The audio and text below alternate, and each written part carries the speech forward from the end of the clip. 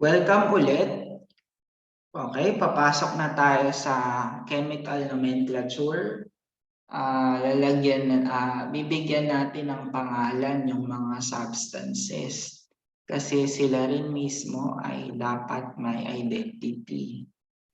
Mahalaga ang identity sa substances kasi madidistinguish natin sila at malalaman natin kung anong substance yung may properties na ganito, yung may properties na ganyan. So, napakahalaga ng nomenclature sa chemistry. Lalo na kapag nakadiscover ng panibagong substance, kailangan bigyan siya kagad ng pangalan. Okay. Naming of elements. Ito yung pinakamadali sa lahat. Titingnan nyo lang yung periodic table, malalaman nyo na yung pangalan ng element. Okay. Let's have another exercise. Name the following elements. Ilabas ang periodic table and navigate kung saan matatapat itong chemical symbols. Okay? Pause this video. I will reveal the answer in 5, 4, 3, 2, 1. Number 1, it's V, and the element is vanadium. Number 2, OG is oganesson. 3, Rn is radon. 4, Pb is lead. And 5, PO is polonium. Okay, let's proceed to compounds.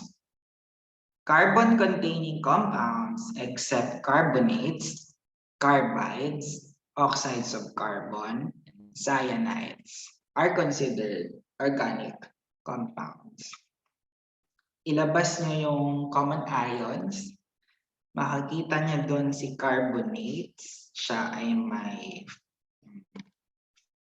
formula na CO3 raised to 2 minus.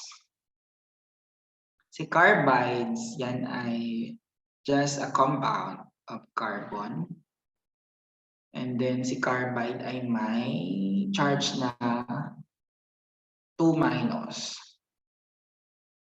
Si oxides, oxides of carbon, ano yun? Carbon dioxide, carbon monoxide. So, hindi siya organic compound. And then cyanides, or the Cn minus sa list of common ions. Okay? Ulitin ko, lahat ng compounds na may carbon except sa carbonates, carbides, oxides of carbon, and cyanides ay organic compounds. And all other compounds are inorganic compounds. Okay.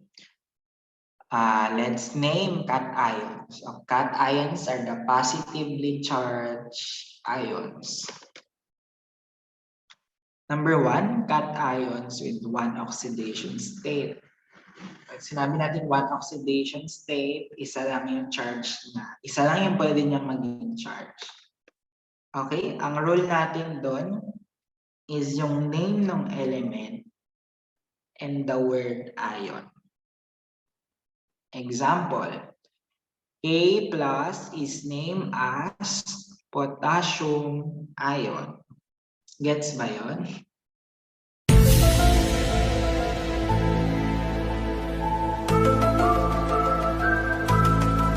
Potassium ion. Potassium ion. Ulitin natin. Okay. K plus is named as potassium ion. Si K ay potassium. Tingnan niyo sa periodic table. Please validate. and then you will add the word ion. K plus is named as potassium ion.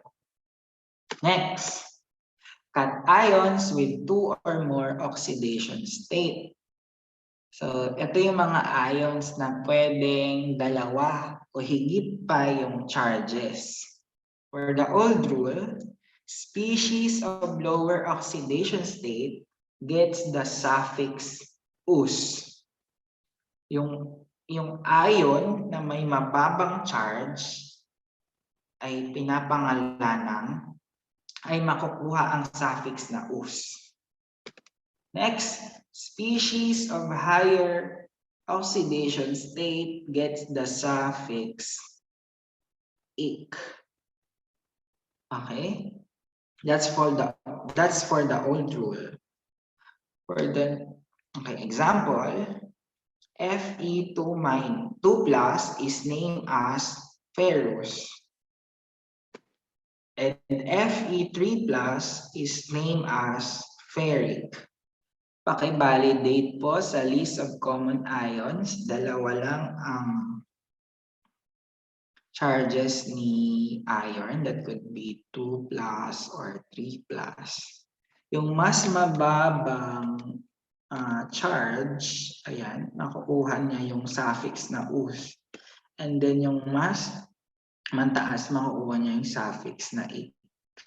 Saan galing tong fer? Ang fer ay galing sa Latin name ni iron, which is ferrum.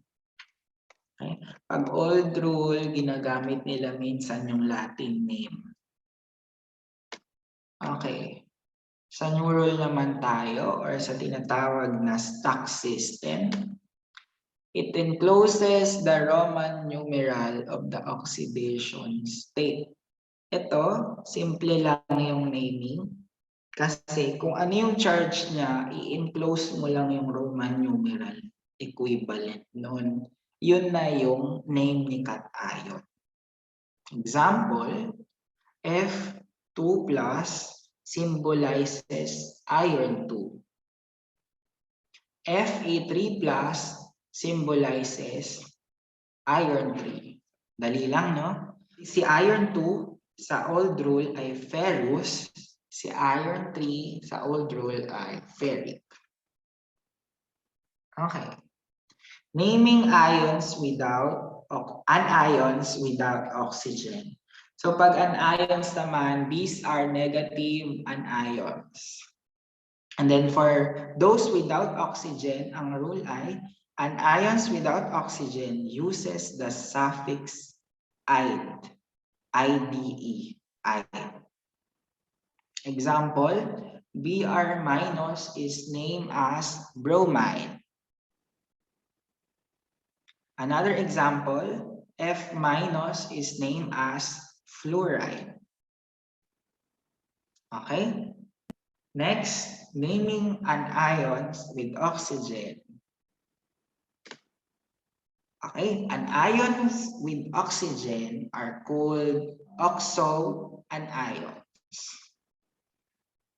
Okay, number 1, element that forms only one oxon ion ends with a suffix 8, ATE, 8.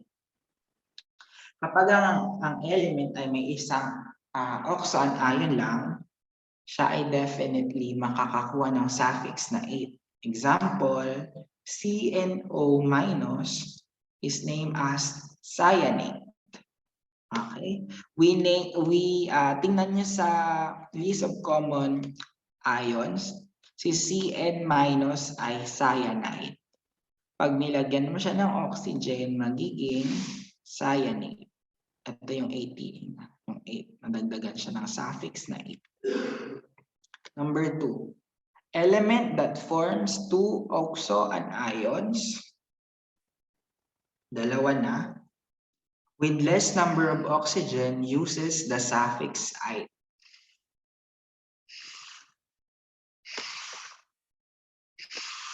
Example, NO2 minus is named as nitrite. With more number of oxygen uses the suffix 8. Example, NO3 minus is named as nitrate. Si nitrogen ay nagpo-form ng dalawang oxo anions. Ang mas maliit na number of oxygen ay si NO2 minus. Siya ay magkakaroon ng suffix na "ite". Then si NO3 ay mas maraming number of oxygen. Siya ay magkakaroon ng suffix na "ate". Next. Element that forms 3 or more oxo anions uses the following prefixes and suffixes. For the lowest number of oxygen atoms, meron siyang prefix na hypo at may suffix na "ite". Next, nag-increase ka ng number of oxygen, ang suffix niya ay "ite". Nag-increase ka pa ulit ng number of oxygen, ang suffix niya na ay "ate". And then the highest number of oxygen atoms ay may prefix na "per" at suffix na "ate".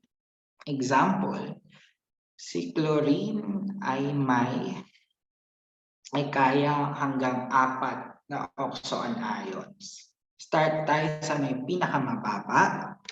ClO minus is hypochlorite.